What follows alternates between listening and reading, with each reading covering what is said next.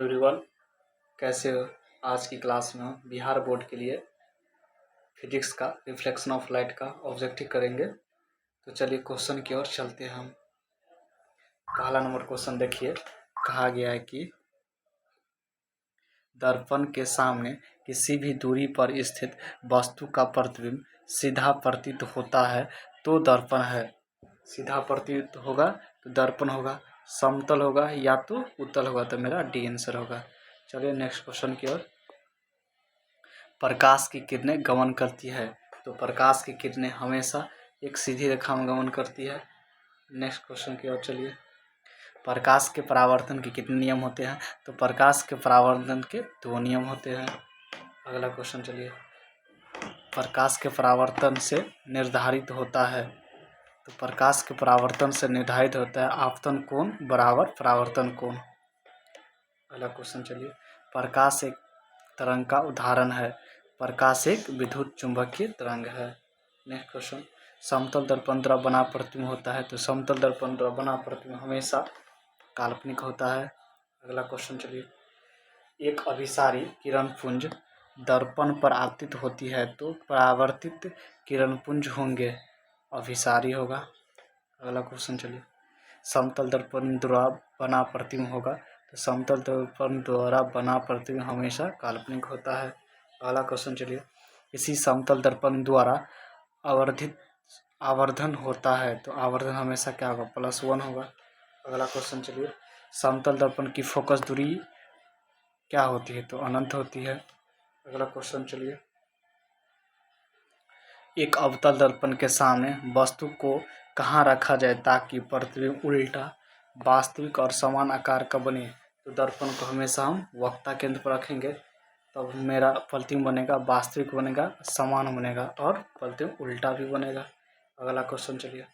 उत्तल दर्पण में बना काल्पनिक प्रतिबिंब होता है, तो उत्तल दर्पण में बना काल्पनिक प्रतिबिंब हमेशा सीधा होता है। अगला क्वेश्चन चलिए। दर्पण का सूत्र होता है, दर्पण का सूत्र पता होगा आप लोग को, 1/v + 1/u बराबर क्या होगा? 1/f। तो मेरा आंसर हो जाएगा ये ए नंबर। नेक्स्ट क्वेश्चन की ओर चलिए।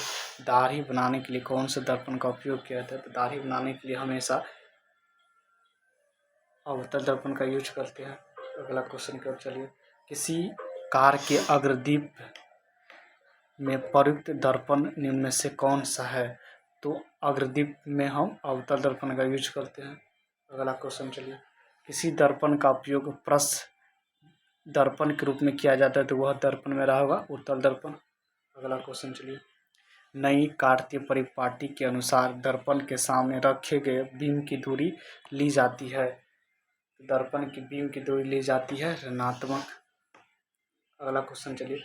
निम्न में से किस दर्पण की फोकस दूरी धनात्मक होती है? तो उत्तल दर्पण की, और अवतल दर्पण की पूछे तो माइनस होता है। नेक्स्ट क्वेश्चन चलिए। यदि किसी बीम को प्रतिबिंब का आवर्धन ऋणात्मक है, तो उस प्रतिबिंब की प्रकृति क्या होगी? तो प्रकृति क्या होगी? प्रकृति क्या होगी? तो वास्तविक उल्टा होगी। नेक्स्ट क्वेश्चन की ओर चलिए। दंत विशेषज्ञ किस दर्पण का उपयोग मरीजों को दांत का बड़ा प्रतिबिंब देखने के लिए करते हैं? तो अवतल दर्पण का। अगला क्वेश्चन चलिए। एक अवतल दर्पण द्वारा किसी बीम का प्रतिबिंब एक पर्दे पर प्राप्त किया जाता है। दर्पण की फोकस दूरी को निर्धारित करने के लिए प्रयोगात्मक को मापने के लिए जरूरत है। तो मेरा दर्पण तथा पर्दे के बीच की दूरी ये भी सही है, दर्पण तथा बीम की दूरी ये भी सही, तो मेरा सी आंसर हो जाएगा। अगला क्वेश्चन की ओर चलिए। गोलीय दर्पण का परावर्तक पृष्ठवृत्ताकार सीमा रेखा का व्यास कहलाता है। व्यास क्या कहलाएगा? गोलीय दर्पण का द्वारक। नेक्स्ट क्वेश्चन की ओर चलिए। उत्तल दर्पण की फोकस दूरी वक्ता त्रिज्या किस निम्न में से कौन सी उत्तल दर्पण की फोकस दूरी है जिसकी वक्ता त्रिज्या 32 सेंटीमीटर है? हम लोग जानते हैं कि F बराबर क्या होता है? R/2 होता है। तो मेरा वक्ता त्रिज्या कितना दिया है? 32 सेंटीमीटर। तो 32 बटा कितना हो जाएगा? 2 हो जाएगा। हम काटेंगे तो कितना हो जाएगा 16, तो मेरा प्लस में 16 सेंटीमीटर हो जाएगा। नेक्स्ट क्वेश्चन की ओर चलिए। हजामत के लिए किस दर्पण का उपयोग किया जाता है? तो हजामत के लिए किस दर्पण का उपयोग किया जाता है? तो हजामत के लिए अवतल दर्पण का यूज किया जाता है। अगला क्वेश्चन की ओर चलिए। काल्पनिक प्रतिबिंब होता है, काल्पनिक प्रतिबिंब हमेशा क्या होगा? सीधा होगा। नेक्स्ट क्वेश्चन की ओर चलिए। गोले दर्पण की फोकस एवं वक्ता त्रिज्या के बीच संबंध होगा।